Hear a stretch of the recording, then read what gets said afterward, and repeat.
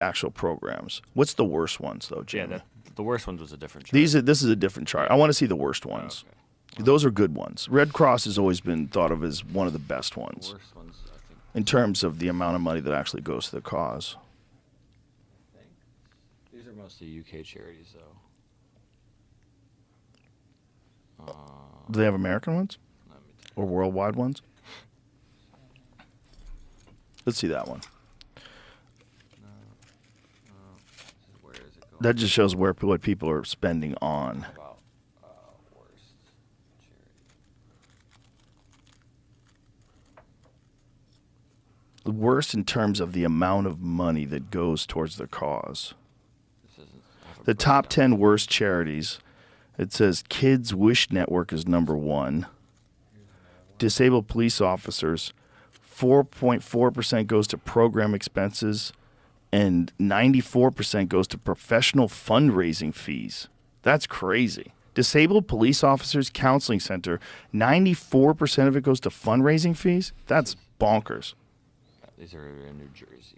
New Jersey. Right away, you're like, oh, okay. Okay. I see what's going on. Look at the Cancer Survivors Fund. Hey, they survived. That's what they get. 9% goes to programs. 87% goes to fundraising. And they also, I think a lot of times they make their name something close to like the good one. Like there's probably a really good firefighters foundation that's not.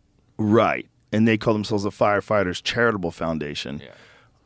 Only 7% goes to the program. 85% goes to professional fundraising fees. What does that even mean? Professional fundraising fees. But a lot of them are like that. But you got to also think, if you're going to run a charity, you got to pay people something. Kids Wish Network. Look at this. They raised $127 million. They paid to solicitors $109 million. And they spent percentage on direct cash aid to the actual kids is 2.5%. 2.5%. Look at the Cancer Fund of America. Less than 1% went to the actual thing, direct cash aid. But when this is direct cash aid and paid to solicitors, who's the solicitors? Who counts as a solicitor there? Does that mean paid to the organization? And then they only pay out that much to the people? Soliciting costs. That'd be probably trying to buy Overhead. Fundraising, yeah. It's overhead. It's everything, right? Mm-hmm. Yeah, so it's mostly a scam. Look at the fucking International Union of Police Associations. Look at that one. That's the reason I quit. 0.5%. That's why I quit. That's crazy. I worked for the cops. That's when I found out. 3 years I worked for the cops, doing donations on the phone after I got arrested. I started in Boulder.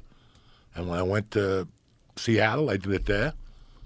And then up in Seattle, I found out what the cops were getting. I'm done. I'm done. You give me $50, I'm giving you a sticker for the back of your cars. When you get pulled over, they know that you donate. And these guys were showing up in Maseratis every day, the two owners. And I'm like, fuck you.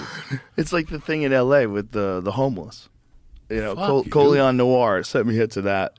He told me they were getting like 6-figure salaries. I'm like, no way. And some of them are making $240 grand a year. Yeah, no. Taking care of the homeless. Yeah. That is not being taken care of. No, they're not doing anything about it. No. They have to keep the business rolling too. That's the thing. Once you have 20, 30, 50, whatever people making 6 figures, all that money keeps coming in. You have all those mouths to feed, all those mortgages, all those people. Now you have an industry. Now you have bureaucracy, and you're never getting that back. No. You'd have to have some crazy dude that comes in like, who's that guy from Argentina? The guy that just became the president of Argentina with the wacky hair? That guy's amazing. He's like, everybody out! Everybody out! He kicked out everybody. He cut that budget down to nothing. Nothing. Yeah. He got rid of all the bullshit. All the bullshit. It's really crazy when I worked for the cops. I loved it. It was great. I had a great time in that office. I'd be up there smoking dope. But With the cops? nah, there was like one cop there. He didn't give a fuck. I'm over here raising money for you. But even he was on the scam. You know, Yeah. it's like, come on, man. Well, when you have money that's being donated, like cash that's being Come on, donated, man. it's going to get moved around.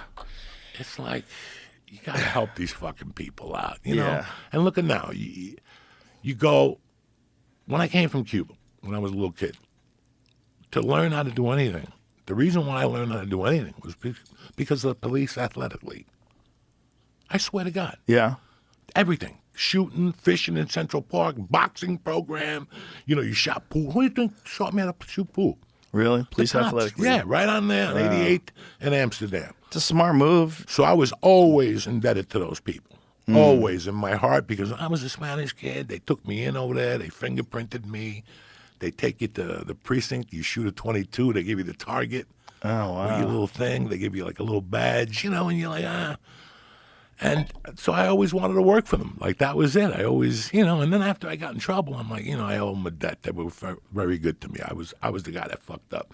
So I always worked for the cops. I always tried to get fucking people to donate for stickers or, you know, bulletproof vests and all that shit. And then we would do comedy at the benefits in Seattle. Even though I got arrested 6 times, it never worked. They didn't fucking do anything for me. Well, maybe you would have got arrested a lot worse. A lot worse. Yeah. But it's crazy. When I found out, I was like, I'm out. I'm not doing this. And now, you know, you want to help out. Something happens, hurricane relief, and you're like, I'm not. Right. I'm not doing it. I'm not doing it because it's, you know, Right. and you feel like shit. I'd rather see somebody give him a 20. Some guy's hungry. Yeah. Just go give him a 20. I'm not giving him leftover food or whatever. You just give the guy a 20. Make him his own decisions. If he wants to snort it or buy fentanyl, go. I don't give a fuck. You know, it's not my problem, but I did my job. The Red Cross